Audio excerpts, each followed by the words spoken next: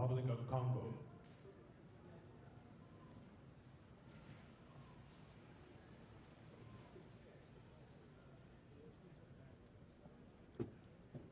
His Excellency Joseph Kabila Kabange, President of the Democratic Republic of the Congo.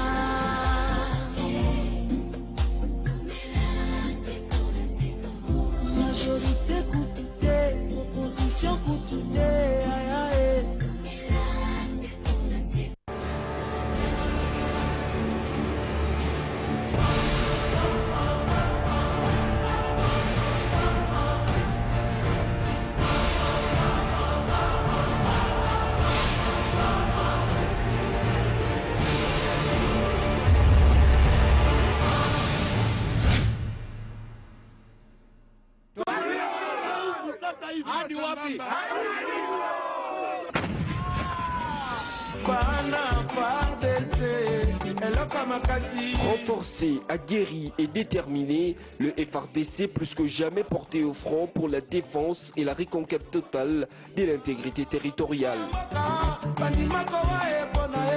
Patriotes engagés, nos vaillants soldats font désormais conjuguer les ADF et autres milices de l'Est au passé. Demain, un air nouvel de paix va souffler dans le Grand Nord. Allez-y, les FARDC. Nous allons nous battre jusqu'au dernier sacrifice, donc le sacrifice suprême, de manière à restaurer la paix et la sécurité dans ce territoire.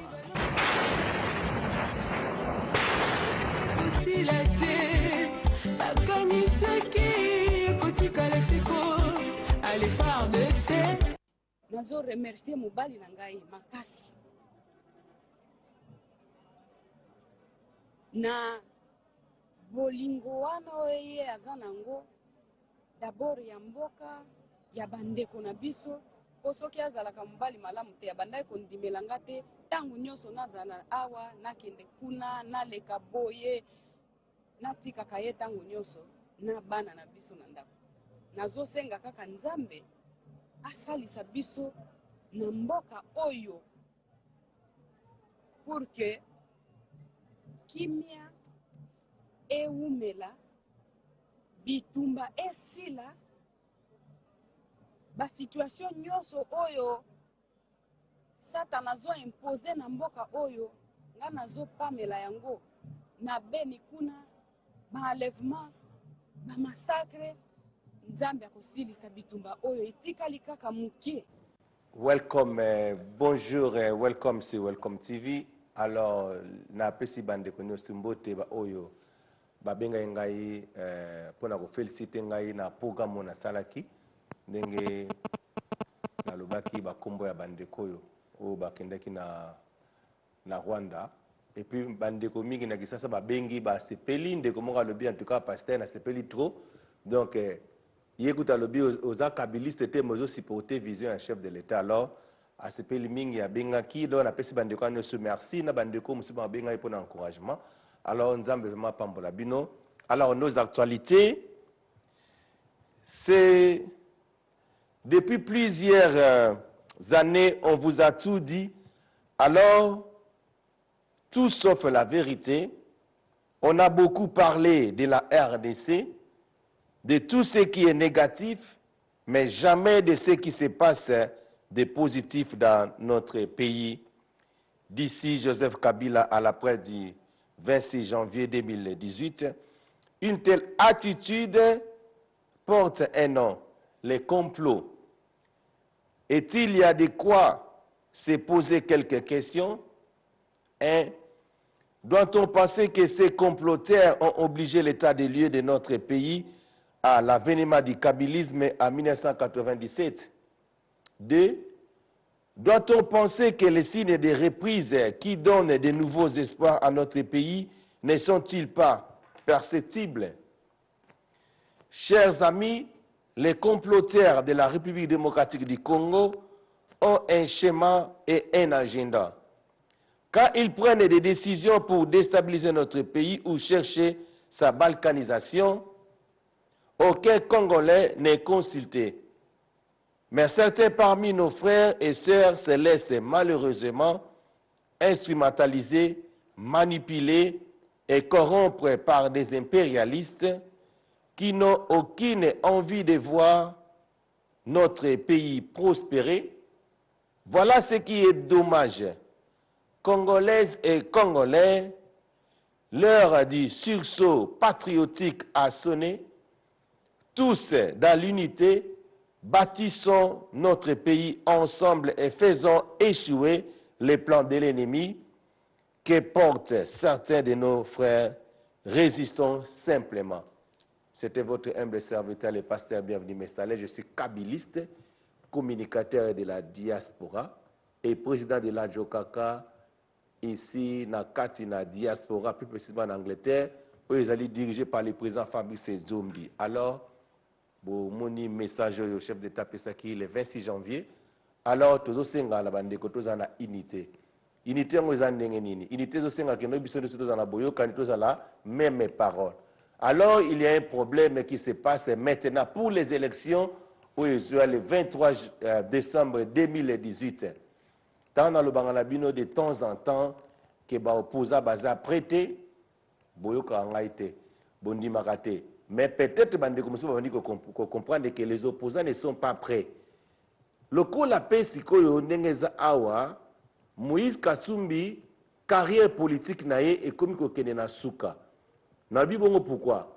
Parce que Moïse Katumbi azalaki na passeport italien. Oyo atambola nango pendant batin ebele pendant 17 ans malgré azongisaki passeport italien wana mais epesi moi mubulu parce que pona kozala candidat na kati na mboka na biso na Congo ezala sénateur député bango nyonso tu wana il faut zalaka congolais siko ye déjà lokola kana yebani donc akoza ata gouverneur te. Parce que aussi, Matepo déjà, les Italiens, malgré Zongisi, a déjà déclassé Kotoana. Si ceux qui bolingi, bo sauver na bateau, badingi ko sauver Moïse, pour na bande comme bango pour na bango, ceux qui Moïse a côté na gouvernement, bango vi na bango échanger. Alors na osenga la bino, il faut recours, il y a changement, il y a constitution, il y a Congo. Voilà ce côté na bana bino que notre chef de l'État, donc ba plan yo sur obilo boko sala. Et aussi mbate ozalaka pour un terrain na ye yazaka bénéficiaire élection ce que salami donc ya ozalaka bénéficiaire parce que pour le moment dauphin azate na Congo dauphin azate na fungoli binango na répéter binango nous n'avons pas de dauphin au Congo do dauphin azate le ko la dauphin azate la ko le ba dauphin de pour nini. Makamba pouvoir ya Congo zakate makamba élection bo. Il y a des choses spirituelles la kati wana lobango. Le Congo c'est un royaume. Notre chef d'État Azali choisi spirituellement pour nous la présence à Congo. sikoyo ekomi likambo ya spiritualité na kati mutu akozala dauphin il faut azala mpe na spiritualisation wana aza nango te aza te donc ata lelo tozomona baotanga bakomba babiki onone si peut-être obemi nako dauphin soki botuni ye moko obemi nako awangana aolinga te donc bango tu bazobanga bango tu bazoboya sikoyo na bamindele yango bino moko bozomona te ke mutu oyo bino bolobi ke apona mutu ke mutu na Congo tanga amona ye na ye te do bato tu baboyi kabotika mutanga vana na ye te po bato baboyi parce que ezali omona totala bafilme ba Nigeria awa bomona ke no soki mukonzi aza mukonzi chef a village ya mboka soki lesu peut-être akufi bayemba tya mutu moko soki mutu moko azowolela akotaka na kati soki azalaki choisi te babiki ekende kosimba kibokonzi wana eloko wana simba po akoma bokonzi omona simba akufa de la même manière ezalama na Congo. Donc ce que kaka obima neti dauphin ka dans les vides bato bazobanga na bango bakokufa parce que eza makambo spirituel lokola dauphin azate président Kabila reste en fonction. Donc il faut aussi que la président au moins 30 ans encore pour diriger le Congo. Les peut-être de ça la bamsou passé mais Shadari alobaki toujours ça là donc propagande il y a élection oyo donc à l'américaine à lobby donc banguna bakosala boye donc nde nga pe nazolo baboye ba opposant bakosala boye na batu ya mitema mabe boko souffrir boko maigrir le président Kabila ne partira pas parce que mutu oyo alingi azala na place wana bango tu baboyi na bango soki tembe tunaka même ba opposant Félix Tshisekedi azala besoin azala a posé candidature na ye na prochaine élection. Élection en décembre le 23 décembre 2018. Botou na ye. Ye moro mutali bosa lingité parce que ça prêté. Donc ça prêté pour na kozala candidat na présidence mais magasin na poste na maza prêté. Loko la za prêté alors bino mo lo bakado c'est que mona simba za ki na raison. Mona simba lo baka na ye clair na 2016. To glissé pendant 3 ans. Totika président a Kambabiso pendant 3 ans, on s'y met à l'élection dans la paix. Ce qui te yoka ki bongo, tout ce que tu as 2019 lobby 3 ans ekoketi. Mais il reste là nga passe na moté ma type to babomisi battu belé dans les vides. Makila battu kiyi. Et kiyi type lelo batango lelo o baboya ki be élection bandimi bandimi ki élection le 23. Bandimi le 23, mais c'est que le 23 pe komi ko banga. Alors makama Congo politique a komi na pasi na mawa alors si ko to komi ka na choix ko yebisa bino il faut laisser le président de la République continuer na poste wana to pesa no de 30 ans oya ko continuer na ye parce que moni ana kata ngete kun déjà bandi ko lobake après ye mona na Charles Mutu akosimba okonzi donc na Congo Mutu a ko remplacer président ye moko otanga komo na ye aussi le taka tangi komo na yete donc mutazate oh tout wana bango tout bazobanga bango tout bazoboya alors moi je suis là je suis kabiliste nazo supporter vision en chef de l'état ndeko moka lobby oh te ndenge za ngwana bayebi ete ozokomi kosa omona photo na ngala parlement te meetingo ba pesa ko mona ngate yo kaso kuna ba voko te faire invitation moi j'étais invité par le président et l'Assemblée nationale au Bénin, nous avons invité. Là, tout le monde a une invitation, mais faut que Zali. Nous avons invité. Nous avons invité l'ambassade de Rwanda, nous avons invité le bateau, nous avons invité Kagame na Rwanda. Quand dans le vide, nous avons reconnu que le communicateur de la diaspora n'a pas d'Angleterre, c'est moi, Yébani Nango. Et ça, nous avons dit que quand on parle de kabilistes, nous avons dit d'Angleterre, Mobimba. Nous avons dit Toloté, nous avons dit que Ngalaza. Donc quand on parle de bateaux, on doit supporter le visage chef d'État, il y a Zali. Donc Nazar reconnu. Donc Mouta Costa Binote Nazar l'a reconnu. Na beta na tolote na pasteur na simple. J'ai fait mes émissions na kin bateau ba hotel na kin et je le kana RTNC Zakaï Kudipe a comme pour l'élection na chaîne na ba petit la monnaie batela na kin kuna ba bi le cas qui sur la Direct TV et Zakari. Donc na sola qui na bi que non azo l'exango 3 fois par jour l'émission na biso ya Welcome TV ozo le kana kina ozo le kana poto alors nzamba pambola yo alors biso dans la télévision nous sommes là pour supporter la vision du chef de l'état mutu tout autant na ngai il faut ça mutu au supporter chef d'état alors na tiki bino na ozonga na bino moko bolanda bana na kisasa nde ba sala musala petit arène en tout cas na promote petit wana na musique azobeta. Alors see you after this break. Thank you.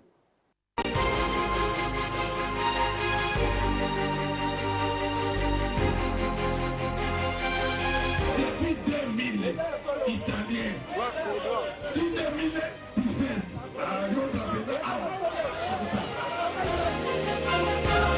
pour Oyo, pour la campagne, donc ça la campagne à l'américaine.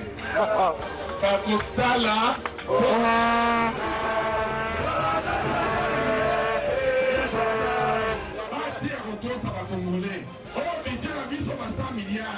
parce que nous avons des partenaires. Mindele, c'est du donnant. Après ça, 100 milliards, et en gros, chef de l'État, Congo, ce n'est pas un pays à vendre.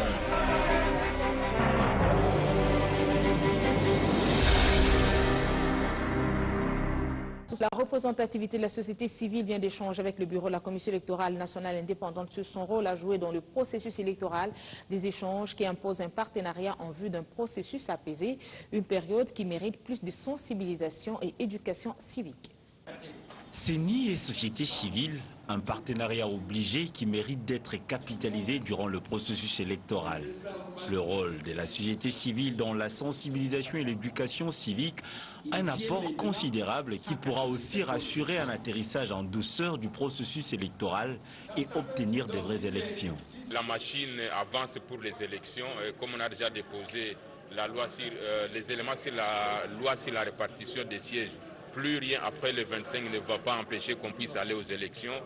Deuxième élément que nous avons pris en compte, c'est en ce qui concerne les débats sur la machine à voter. Sur le plan technique, nous avons compris qu'il n'y a aucun élément qu'on peut reprocher à cette machine, mais il y a plus un combat sur le plan politique, mais aussi sur le plan des intérêts. Ceux qui combattent la machine à voter ne combattent ça pour des raisons électorales, mais c'est plus pour des raisons d'intérêt. Après ce réveil boosté par la Commission électorale nationale indépendante, la société civile tient à s'engager dans la lutte contre la désinformation pendant le processus électoral. Il faut que, au sein de la classe politique de notre pays, au sein de la société civile, il y ait des voix qui se lèvent pour pouvoir encourager la population à aller voter, à aller vers les élections sans atermoiement. La réunion d'aujourd'hui nous a réveillés, la société civile, ou ceux qui étaient encore dans le profond sommeil, ceux qui n'étaient pas encore engagés, de pouvoir comprendre que la machine électorale est en train d'avancer. Nous n'avons pas droit à pouvoir croiser les bras pour que la population ne puisse pas tomber dans des faussetés d'informations. La société civile reste une force incontournable pour l'apaisement du processus en RDC.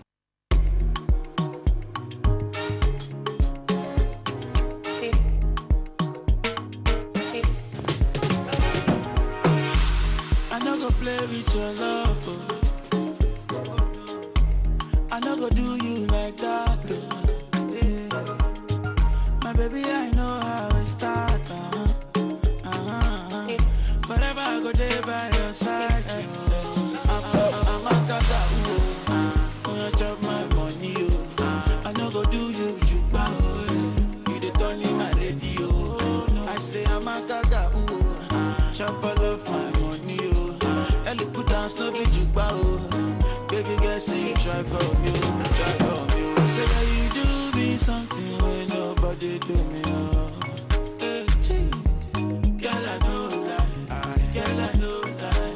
Yeah, you do me something when nobody do me, hey, look, yeah, oh, yeah, I'm good, yeah, say, Kenyan girl with a big waist, oh, no, my Kenyan girl, everything with a fine face, you everything correct. Say, girl, your body banging like this, girl, your body banging like that. And for your lover dancing like this, baby girl, do it like that. I no go play with your love.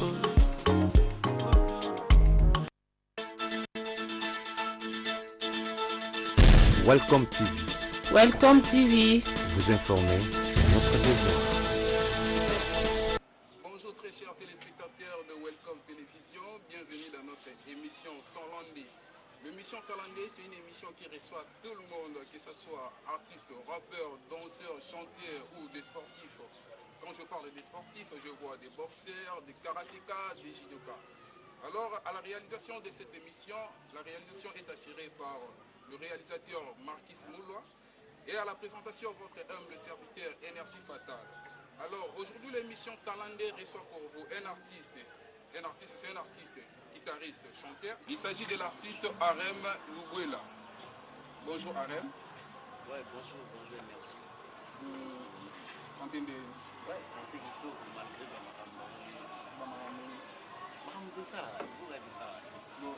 Arem, ni dépendait de la musique quand on est jeune, pourquoi on savait ma musique, nos préférences à la musique, qui t'a poussé ou qu'est-ce qui t'a poussé de faire la musique? Musique, mon ami Baratéla, pour le monde, conscience, na réalité, na dans on zamba pesa, na donc pour le monde on zamba chat, a chapena pour n'engaina sala. Excès que on a couvent, on a petit séminaire, on a Jean-Marie Gamel, en tant que séminariste. Surtout Bimara parce que tu zanga peu moi parce que sacerdotal. Molandela boy séminariste moi avec thérapeute munda, vous comprenez. Ça va passer groupe maramo boy trop église na MDP na ba chorale. Na bimi couvent, na mona isala ni parce que pour ne lokola na la mo mutakimia, moi mutakimia te lutu pena ya kimia. Alors non toi il faut qu'il ne gars campus quoi. Mata campa usala ba droit nga boule na ngala na zara sang to ba maranti changer ba boulot pe avoir tanga trop et on na mécanisme na simplifier makambo mais na sala mo logiquement voilà donc na koluba bref le tindanga na sala musique izala on a santaraso na yo ka musique chez Bali arrêt beaucoup bête la biso parcours na yo lobby sur sala musique parce que au santango. Est-ce que vous pouvez expliquer que la musique est brusquement comme ça, la musique est musicien, on est guitariste, on est bandé, on est en fait, il y a ce bandara, malem, moi, on est déjà dans le groupe K. On est bandé, on est Biso bakizito, toko sengena yomania. Non, on est déjà dans le groupe K. Parce qu'on allait moi à Mobile. Et à ce qu'on dit, Momo et Maman sont bâtis, pas de visite, on va dans le deuxième voyage. Ngai na kumisikolo wangai, ngai sko bana basi batu baimba. Sko na promotion na biso baluki mo mwasa zati. Banzo meka sko bana mibali. Tomba na tourna ba biyo mto imba. Tellement na habité déjà colite. En fait na kola pena na ba fausseté. Kimia mais na kola ba sans fausseté. Comment tu fais ona? Yaka elimo santu.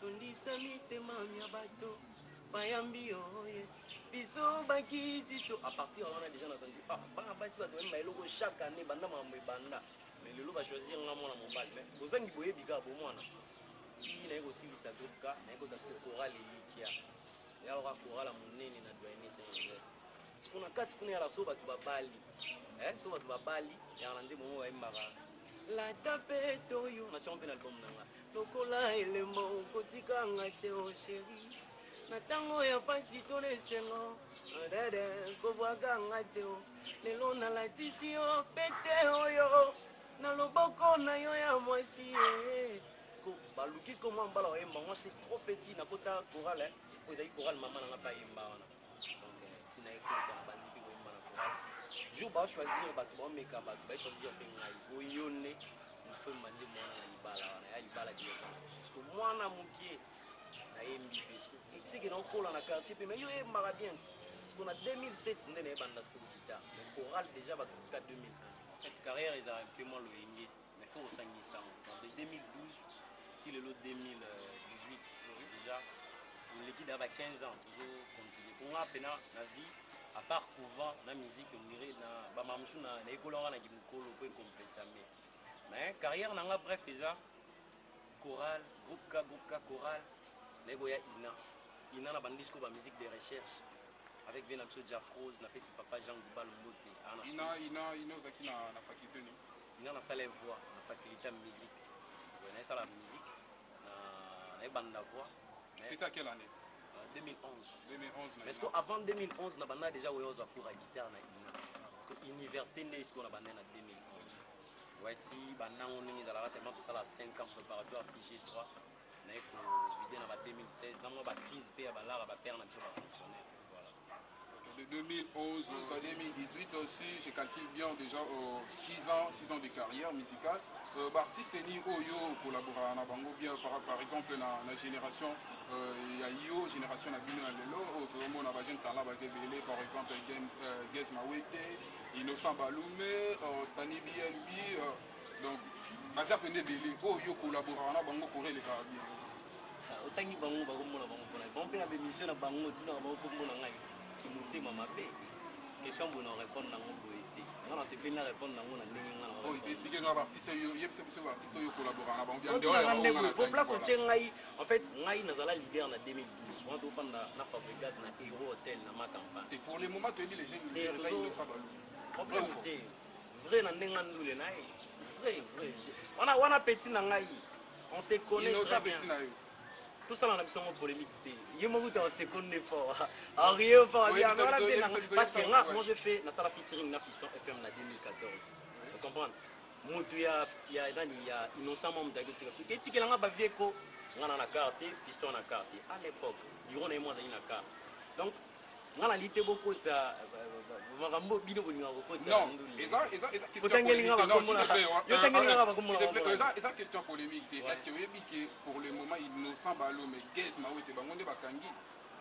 Problème je pense que ngana place. Oui ou non?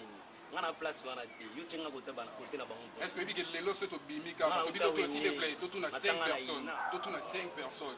Est-ce que vous avez arène et puis mais surtout tout na innocent Balume ou Gez Mawete au monde presque tout le monde et puis bango frère fort bien parler non c'est pour la non de bolo parce qu'on est sur le mot on a mdana ninga sala la musique et puis combien de bateaux na komo ba bilo kwa kanza te on a mdana place wa tila afan lisa musique na biso no c'était drôle na to fan na to sa musique populaire ou beta beta na baba vous comprenez moi je fais une chanson avec Ngai donc tout ça la bien Ngai Raissa Vambi na Itigo masana biso moi ina s'il te plaît Arrêt Mobi Bosali featuring na madame Raissa Vambi 3 fois patronne c'est vrai tout ça l'été tout ça là Bosala déjà oui ce que les premiers années pas tout balingi biso nyonso ba artiste tout ça là est-ce que tokoki yo ke logo wana featuring wana po et c'est Pélissa mon boss le pasteur bienvenue Messalin 3 fois patron les pasteur il y a wana pena ngai pourquoi pas c'est Pélissa celui qu'on appelle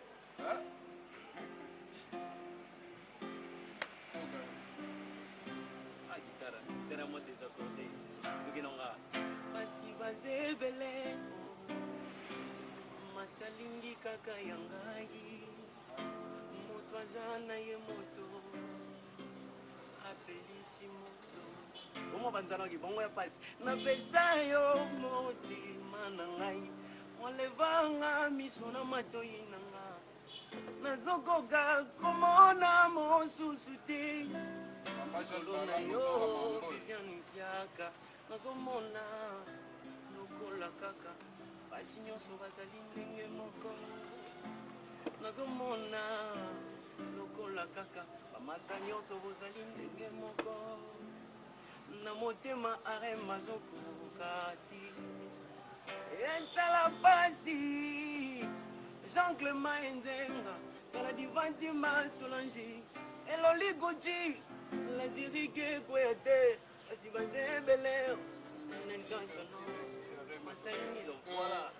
voilà ennemi ya wana yo zela soni zala zala bakisani je te félicite makambo zala voilà ni les autres salons d'imate le roi va ninga msou d'imate ni pour la bimba pour la santé on appelle la tenue pour la sérieux moi son saga na karo wana na kimai déjà voilà ni des sala pena mambo izalo point ndenge bande ko msuma za difficulté ne yo lingela na zalila unenga lo lingela no mwa lingela ndenge kongo lingeli na vitesse wana o ngana to yi siko ne kongo lingeli na bige so kongo balingena zala boité banga ba nosala mambo basala match opona émission na auti studio na auti studio na yeso émission na yesu vous comprenez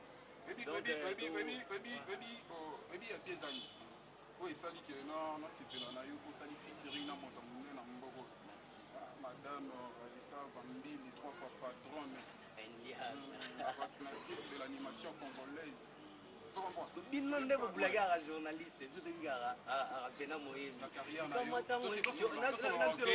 olilango fort toyembaka tolobaka mo moki nga na chanteur na porte parole na ngai te mamba baparcours moni bato bao bakomprendre nga nga na emelo nzembo moko boye ntango otangi kombo ya la grande dame Aïssa Vambi indiana nzembo na ye moko boye no ebimi te menga aza chance oko na studio parce que niveau ayembeli na mamba asali na miyokelaki bato ebele mawa et pourquoi c'est parce que Aïssa Vambi a préféré ayemba makambo bato babosana koyemba o bato tu baboya koyemba yango ya likama ntango ezoya likama ntango ezoya elobaka te oyo ekomelinga nga pelele ekomelinga nayaka baroulage bakangi biso nena kara bakangi biso noki yolo contrôle ouais arrive ma carrière na yo 6 ans de carrière composé déjà combien de chansons au yo beaucoup yo konteka banda non nga na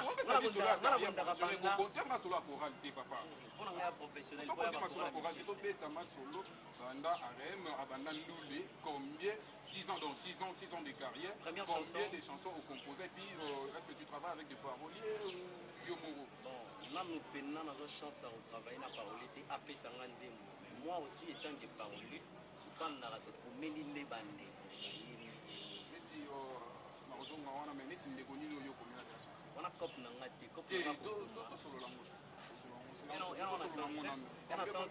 yana sens te okomeli mutu opesi mutu ayemi ye nde ndenge alobaka ngo mpo alobaka ndenge eza tv télé eza radio te ntango ozobachrétien loboko so epesi oyeba te ye lokwa alobaka ngo esalaka plaisir parce que oyo memanga na tv bapayen première chanson na ngai alasala samila donc total combien de chansons total déjà 5 na babiloko ya sika 5 chansons combien de clips on a 4 clips 4 clips mpona yo osepeli to réalisation balancelo clip tout ennemi po yango na modialeti master mabe nasali ata elongo te bamaster boza kofinganga ozokaniselanga be oka mpe voir Aïssa Vambi na kata alors je dédie ce clip à celle qu'on appelle Naomi Kangeme pourquoi pas ma maman chérie maman Jeanne Balanga tout l'anda clip et puis on revient tout de suite après pour la suite de l'émission.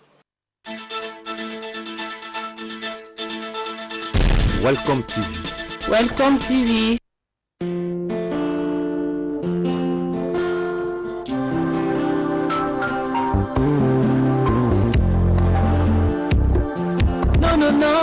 No. You're the master man. You come and come watch a little fight. I wanna go home. After you got your time, mama. After you got your time, Motrazana, mama. I finish you, mama. Motrazana. Ibanga misona matoina ma Shadow evans Apesa yo Ode manabai Ole banga misona matoina ma Nazukuka kumona mususude Bikorona yo Viviankiaka Kazomona Lukola kaka Baiti nuso bazaye Kazomona Belle amie Gwena, piano. Jean-Clément Enzenga, y'a la bâti basse la gélée. Et l'oli boutique, la série qui est couette. Elle est cachée dans ingénieur Nervalais. Le tabac piquoma, derrière la graille. Motazana et Motazana.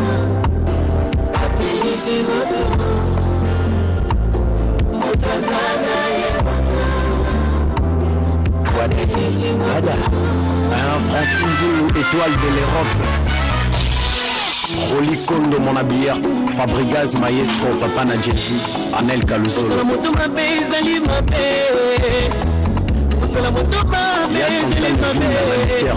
Masana ngayo selinga mabele kimba benedele Moin pan masana ngayo leyo nyokolinga boye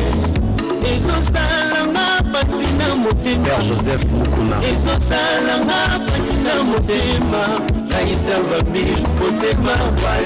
Adolphe Paz dans la Belgique. Charlie Mendy de loin, l'artiste qui se respecte. Boss Nikoyamo, 3000 ans.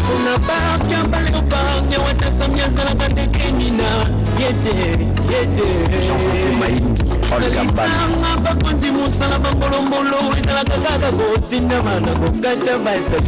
À vos autres, offrine basse.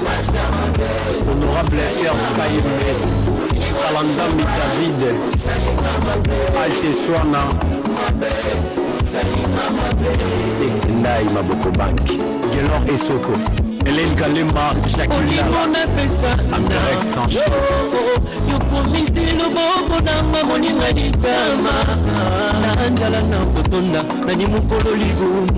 Robert Mboyo. Sénateur Paolo Père Stade Kibokolo.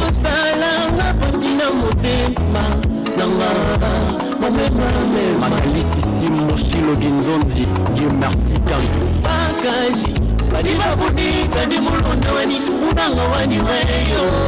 Chili Mawike. Merveille Anelka.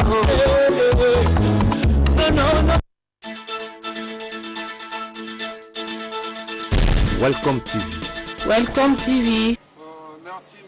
Et là, c'était la chanson Ennemi Mastamade de l'artiste Harem. Je sais que le clip a fait plaisir à tous les téléspectateurs de Welcome Télévision, pourquoi pas à tous les fanatiques de l'émission Talandé. Harem, Ennemi Mastamade. On dirait, sur la landing, on dirait quoi qu'il y ait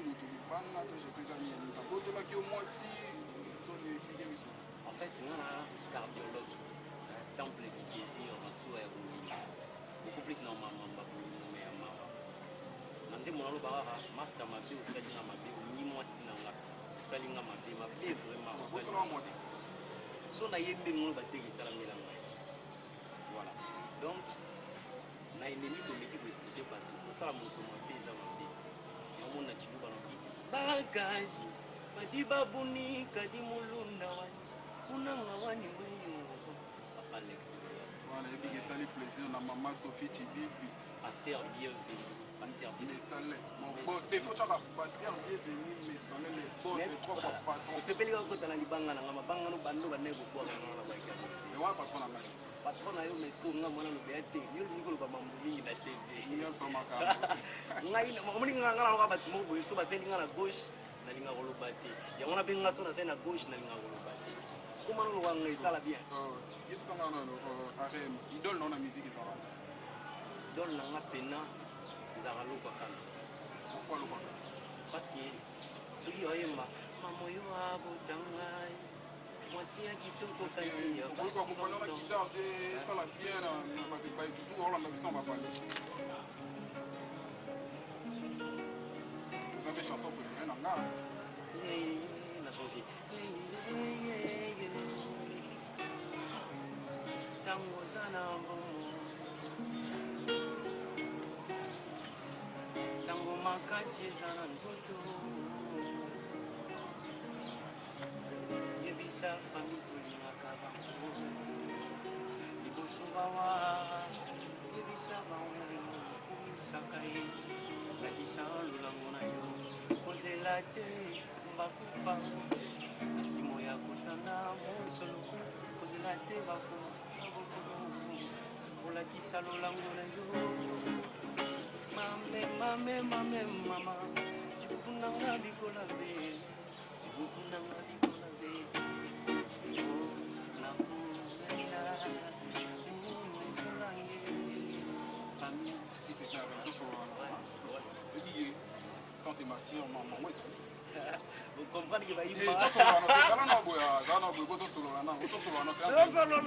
bébé koko mala kwa ouais ngapela kuza la kusana na linga baka po dige mama moi ça kasi ngapela linga yewe ba mama so dige na Congo pour ça la citoyenneté ngoli mama yeba na kwa kasi yango ne mama so mutu nyos tutana besoin bana na makala mino ngana po musique webi zela omoni musique o idéologie ngo yana ya bakoko weni ouais yango te musique ya lelo soki ke musique oyoka toni po bayoka yo babeta na car il faut simama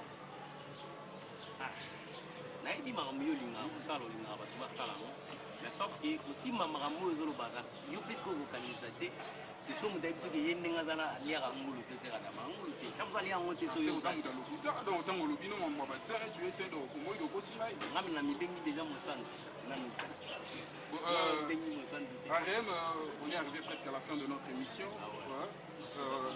Oui, ça bateau parce qu'on a parlé. Vision na yo le monde de la musique est en vision en Venezuela. Bon, vision en la caméraman. Il y a ma casse à la ministre qui tire à. Vous assurez en Ambogo. Na ba souki na affecté. Nous la main. Pour casser les alagas, les bandits peuvent dans la Japon et ça la lox et vous alagas alagate. Yo kan si souki en ego comme peluste. Pe omoni yo ma biso na mboka na biso. Elo ka ba kanga mutu na nzela po on habite na nga mabete ngano to aka morot. Exil, lot, parce que bige na mboka ngo ba traiter biso surtout na ba milieu de rotanga comme to ndika mo ba essentiellement ko informer. Est-ce que bien ngo biso na ba ina to na biso na ba souki na catholique to na bombe na vérité moi est-ce que bige vraiment na ina depuis 2013 collègue ba joka. Après des années na souvent on va se ba photo. Bon, quelques dédicaces et puis dernier mot na yo pour na ba ba Hollande. Na sepeli makasi na ngai na remercier beaucoup pasteur na biso. Pasteur no ya mutima malamu. Turo ko tate. Te turo na ko tate, turo na tigelo aussi. Pasteur bienvenu. Mais ça n'est pas monsieur Alain. Donc na pisi ba merci mini parce que nous a déjà la babula pour la biso. Commission na kini ngoma fuza ngana balaga sona balaga to le gate siko orge boy batena ba bisusu bande na makambo isenga po atu batala omba wele la kati moi di fone na puisco pasta boy makambo bango wana basala a préféré mutu wana talent na ba l'exali la remercie aussi na pesi susu mama Raisa Bambi Indian la star moso nzamba basala na kanda lola biso solo la nefuza na mikanda ata bali na bazuri bamba ngai na okende kokote ata bali bazole bambanda te po akape na mbanda te moto bazola bambanda moto azabi yesu akale adini siko mbanda oyo memi yango na mamba bolingo ye kotala makoka te nga sona na nenga mamba bavi mamba musa papa lexino aizenga so ke na devi folo ba pelo ka mala ina siko so na kuteka na mala ina sur na plateau na sala fort ouais oui bige parce on habité ko bien kota pour basala mamba bien pour bachapi pour bazaba joko bango nyoso mibale bon ezalaka mo bongo mais ça na pesa batunanga ba mote na pesa John Volant hydraulique na pesa mote mais c'est John Volant hydraulique mon petit Tupac Makengo donc dasera bini makazi na niveau ça kana te ya bini le roi bango te ba bini le roi yeme na kidia na pesa maman botanga yi maman Marie Musweka merci pour nos conseils nyos desenga na WhatsApp merci aussi à mon papa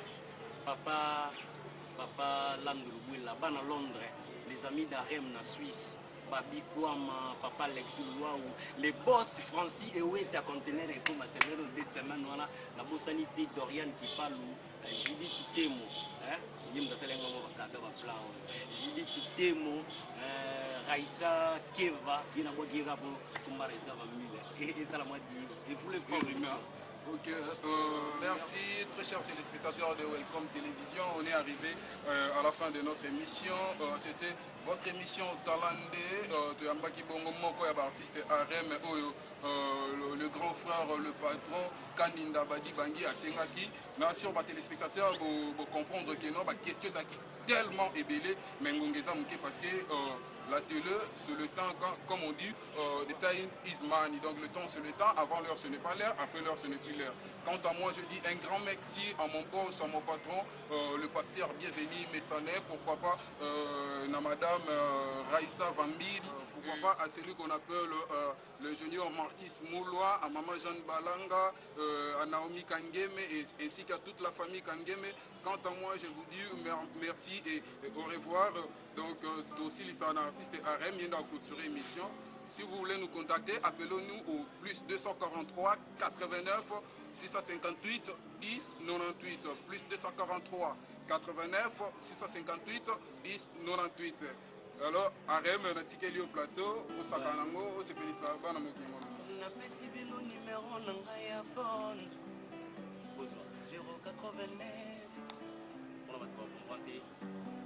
243 89 54 74 030. Lidiba Gamina, Zonga Sima, Pona Nini. Guitare moi désaccordé, on doit gagner avec. Lidiba Gamina, Zonga Sima, Pona Nini. Ouais. Dieu donné bambou d'ici, l'homme à la bouteille de l'X. Manix Chipuki. C'est Fora la métisse noire.